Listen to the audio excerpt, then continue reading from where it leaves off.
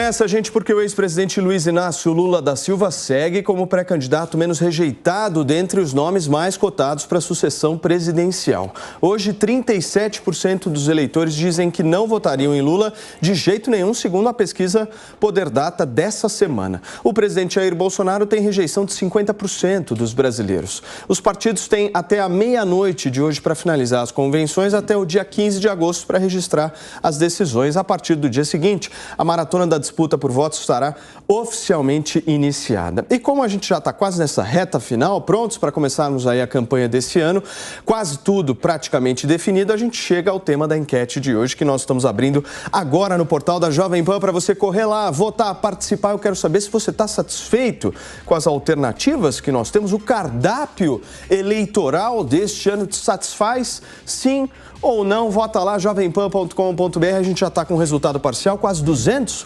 participantes já depositaram o seu voto lá, já deram a sua opinião. 54 não estão satisfeitos com esse cardápio, 45% estão, mas vai lá, corre lá, jovempan.com.br, participa. No final do programa a gente vai entender um pouco melhor o que vocês pensam.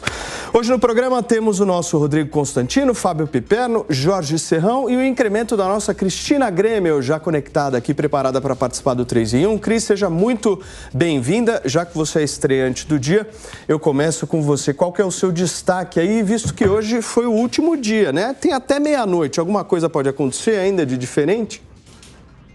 Oi, Paulo, boa tarde, obrigada pela receptividade, Piperno, Constantino, Serrão e nossa audiência. Olha, tudo pode acontecer no Brasil, né? A gente já não se surpreende mais com nada depois do que a gente viveu nos últimos anos e vem vivendo dia após dia desde o início do governo Bolsonaro. Uma surpresa por dia vinda de todos os lados. Eu não tenho muita crença nessas pesquisas, sabe, Paulo? Não sei como tem sido a voz aqui de vocês em relação a elas, mas eu sou bastante reticente em acreditar em institutos que erraram de forma horrorosa, mas muito drástica mesmo, em pesquisas de eleições recentes, né? Na eleição municipal, eu tenho citado isso com frequência, na eleição municipal de 2020, em Porto Alegre, Manuela Dávila ganharia com quase 12% de diferença para o segundo lugar, mas não é a prefeita, né? Não foi ela que foi eleita. Rio Grande do Norte, na cidade de Natal, aconteceu o mesmo, e em algumas outras cidades brasileiras. E olha, não foi pesquisa de pré-campanha, não, foi pesquisa de véspera, de boca de urna ali quase, de véspera, acho que de eleição. A boca de urna ficou um pouco mais próxima da realidade, mas ainda assim dava vitória para ela e para outros prefeitos que não se elegeram. Então, eu tenho minhas reticências. E aí, em relação às pesquisas da atual disputa, eu pego o caso da semana passada, não precisa ir muito longe, ele é exemplar. No dia em que saiu o Datafolha, dando quase 12% também de diferença entre Lula e Bolsonaro, com vitória de Lula no primeiro turno, a Modal Mais saiu com uma pesquisa dando empate técnico. O que acontece que há tanta diferença entre os institutos? Dias atrás, no Jornal da Manhã, entrevistando um CEO da Genial Quest, a gente fez essa pergunta, né? Qual seria a explicação para as diferenças entre os institutos? É metodologia? É erro mesmo, não assumido? O que acontece? A resposta dele foi, para mim, assim, pá de cal. Ele falou o seguinte: tem cliente que contrata pesquisa e tem cliente que contrata resultado.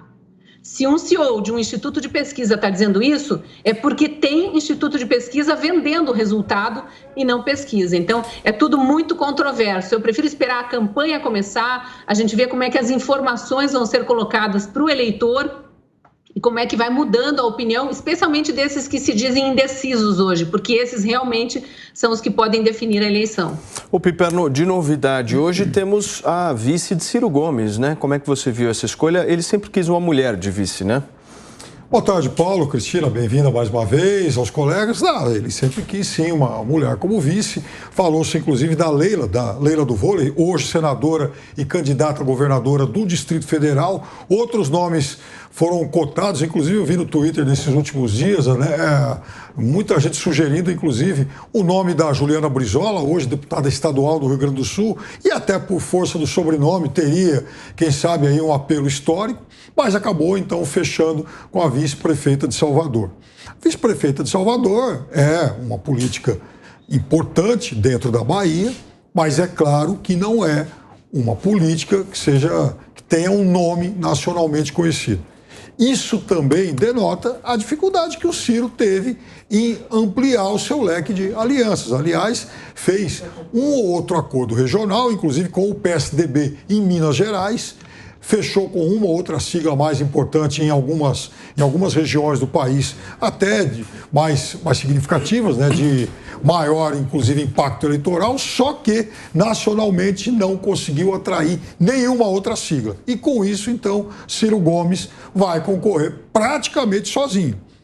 O que torna uma campanha já notoriamente complicada, difícil, faz dela quase que uma missão impossível. E o primeiro obstáculo que Ciro Gomes certamente vai continuar enfrentando e vai ter que se livrar dele é o fogo amigo. Porque à medida em que esse isolamento permanece, à medida em que ele continua encontrando dificuldades para fechar outros palanques estaduais, outros palanques regionais, é claro que dentro do partido também vai haver uma pressão maior para que em algum momento ele desista e aí o PDT caia todo nos colos aí no colo do ex-presidente Lula. Ô Serrão, segundo a distribuição aqui dos tempos para cada partido político e de acordo com as coligações, a gente tem o seguinte resultado. Lula lidera o tempo de televisão com 3 minutos e 16 segundos, seguido de Jair Bolsonaro com 2 minutos e 40, Simone Tebet, 2 minutos e 16 segundos, Soraya Tronic, do União Brasil, 2 minutos e 7 segundos, somente com União Brasil, sem nenhum outro partido coligado, Ciro Gomes, sozinho, também 50 segundos, Roberto Jefferson, 50 segundos, Luiz Felipe Dávila, 19 segundos de tempo de TV, Emael, 8, Vera Lúcia, 6, Sofia Manzano, 6 e Leonardo Péricles, 6. Em resumo da ópera, eu quero saber se vai ter feito a campanha na televisão nesse ano? Saudações, meus amigos, meus amados haters, saudações, minha musa Cristina Grêmio, bem-vinda ao nosso programa. Olha, tempo de televisão no passado contava muito, hoje muito pouco. A campanha de 2018 definitivamente colocou a internet como o ponto principal para a divulgação de peças e manifestações políticas. A de 2022 vai acentuar isso de maneira multiplicada, com toda certeza. Agora, o tempo de televisão pode ser um fator que ajuda ou atrapalha. Se você utilizar aquilo bem utilizado, tranquilo, pode te dar alguma contribuição, você cumpre ocupação correta do espaço publicitário. Mas, vamos lá, o caso do União Brasil, por exemplo, o que o União Brasil vai utilizar em 2 minutos numa candidatura que sequer tem expressão de competitividade até o momento? Então, você pode ter muito tempo e muito pouca coisa para falar. Então, isso pode atrapalhar mais do que ajudar. Em relação às pesquisas, vamos voltar. Ontem nós chamamos a atenção para a questão dos formulários, cujas perguntas estavam induzindo algum tipo de viés. Hoje, o recado é para o Tribunal Superior Eleitoral. Tribunal Superior Eleitoral, gostaria de uma explicação factível para o fato de só termos lá disponíveis no site de vocês apenas os dados referentes até de 2018 para cá. Anteriores a gente não encontra lá os formulários de questionários das pesquisas de anos anteriores, sendo que as pesquisas eleitorais se tornaram obrigatórias de publicação com registro desde a década de 90, no tempo do governo Fernando Collor de Mello. E a Lei de Transparência, em 2 artigos, obriga que o órgão público garanta a prestação dessas informações. Por que isso seria importante? Para que a gente pudesse comparar historicamente como foram as pesquisas do passado até agora, com essa, para verificar se está havendo distorção, tendência de viés ou não. E os pesquisadores não estão sendo contemplados porque o TSE não ofereceu essa informação que seria obrigatória. Então, a sugestão para o tribunal, verifique isso. Coloque isso disponibilizado. Os institutos de pesquisa disponibilizem isso para o Tribunal Eleitoral. Partidos políticos da situação e oposição, cobrem disso. Vocês não cobram nada. Depois ficam só reclamando da pesquisa. Não, vocês têm obrigação. Deputados, senadores da situação e da oposição, tomem vergonha. Vamos cobrar a transparência que está na lei. e que a gente não tem cumprido a lei. Não adianta o presidente do Tribunal Superior Eleitoral ganhar medalha de que, da turma da transparência. Medalha não quer dizer nada, eu quero o fato objetivo da transparência. Vamos lá. Consta de novidades aqui que a gente podia repercutir de ontem para hoje. Tivemos aí a confirmação do palanque do Lula no Rio de Janeiro. Vai ter mesmo o apoio do PT no Estado. Havia uma grande indecisão nisso. Enfim, o Serrão até trouxe esse ponto ontem por aqui. E teve também a recondução por parte do TSE e não do STJ do presidente do PROS, o que garante o apoio do PROS ao Lula, né, Constantino? Boa tarde, Paulo. Boa tarde a todos. Cris, seja muito bem-vinda. Sim, o Rio de Janeiro é confuso, né? É um lugar à parte ali, meu querido Rio de Janeiro, 38 anos morando lá. E a política, em quase todo o país, a política tem muita corrupção. No Rio de Janeiro, a bandidagem tomou a política, então é difícil. Mas tem essas dificuldades regionais. Quando o Lula está brigando com o Freixo, eu confesso torcer sempre pela briga. Eu acho que é mais saudável para o eleitor. Vamos ver como é que vai ser e que isso vai agregar. É um colégio eleitoral importante, sem dúvida. E a questão do PROS nos remete, obviamente, ao Pablo Marçal, que até pouco tempo, assim como o Janones, eu não sabia quem era, confesso. Podem ter muitos seguidores, muito dinheiro, mas no meio da política, que é o que eu acabo acompanhando, eles não eram ninguém até ontem. E continuam cá entre nós sem ser. Mas o Pablo Marçal se manifestou em relação a essa questão polêmica toda envolvendo seu partido, o PROS, e apoio ao Lula, dizendo que ele só declara apoio ao Lula se a quadrilha liderada pelo Lula devolver R$1 trilhão e o Lula abandonar o partido dos pseudo-trabalhadores e arrumar um serviço concreto na vida, um trabalho que ele mesmo daria uma carteira assinada para o Lula, no caso. Eu acho curioso porque nessa questão ele foi no alvo, mas em outra ele acena para essa política identitária que eu quero aproveitar aqui para comentar, porque o Ciro Gomes também definiu, já falamos sobre isso, a sua vice, que é acender vela para esse feminismo, política identitária. Né? Tem que ter mais mulher na política, vamos lutar para que tenha mais mulheres na política. E eu sempre me pergunto assim, por quê?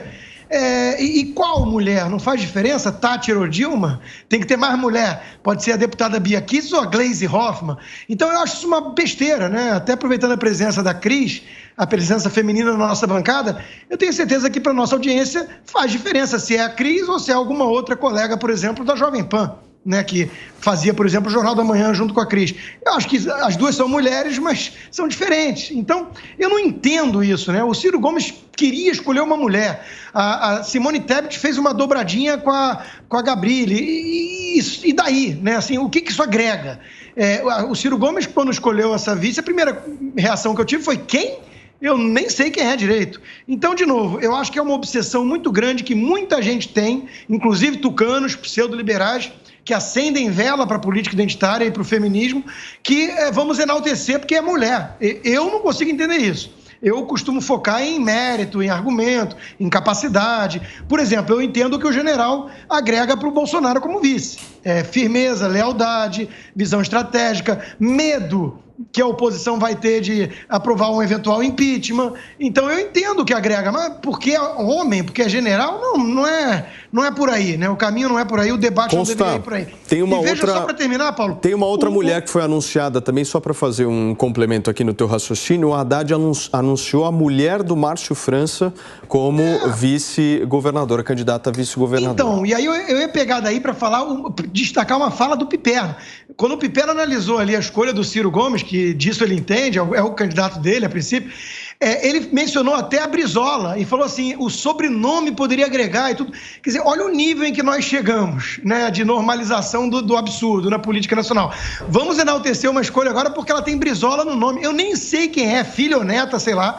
Para mim, Brizola gera calafrios. Eu sou do Rio de Janeiro. Eu sei o grau de destruição dele lá. Mas, independentemente disso, o que o parentesco garante? Né? Absolutamente nada. Então, e a política nacional é feita muito disso. Né? Aí o Piperno pode até aproveitar para mencionar Bolsonaro. Ele teria um ponto.